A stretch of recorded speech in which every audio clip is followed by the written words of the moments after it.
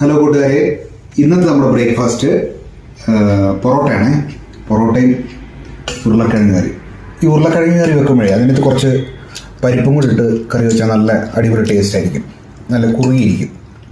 ഉരുളക്കിഴങ്ങ് മാത്രം ഇടാതെ കുറച്ച് പരിപ്പും കൂടെ അതിൻ്റെ കൂട്ടത്തിൽ വേവിച്ച് ചേർത്ത് കഴിഞ്ഞാൽ സൂപ്പറായിരിക്കും. പൊറോട്ടയാണ് നമ്മളുണ്ടാക്കി, രാവിലെ ഞാൻ ഉണ്ടാക്കിയ പൊറോട്ട കേട്ടോ. ഒന്ന് കാണിച്ചു കൊടുത്ത്.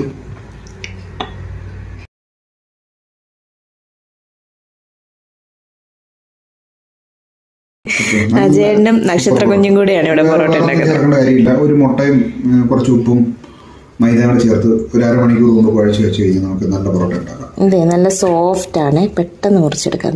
ഒരു മുട്ട ചേർക്കണം കേട്ടോ. നമ്മൾ ഈ കറി വെക്കുമ്പോഴേ ഇതിനകത്തിൽ കുറച്ച് പരിപ്പ് ചേർത്ത് കറി വെക്കണമെന്ന് പറഞ്ഞല്ലോ.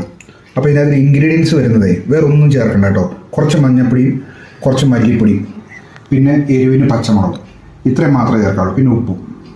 മനസ്സിലായി? അപ്പോൾ എന്നിട്ട് ഈ എണ്ണയ്ക്ക് അതിൽ വഴറ്റി ഉള്ളിയും തക്കാളിയും വഴറ്റി അതിനകത്തോട്ട് പരിപ്പും ഉരുളക്കിഴങ്ങും കൂടെ ഒരു കുക്കറിനകത്തൊരു വിസിലടിച്ച് ഇതിനകത്തോട്ട് ചേർത്ത് കഴിഞ്ഞാൽ പെട്ടെന്ന് 5 മിനിറ്റ് കൊണ്ട് നമുക്ക് കറി ഉണ്ടാക്കാം. വേറെ ഇതിനകത്ത് ഗരം മസാല കാര്യങ്ങളൊന്നും ചേർക്കരുത്. സൂപ്പർ ടേസ്റ്റ് ആയിരിക്കും. നിങ്ങളൊന്ന് പരീക്ഷിച്ച് നോക്കാം കേട്ടോ. അപ്പോൾ ഓക്കെ, ഞങ്ങൾ കഴിക്കട്ടെ. Thank you.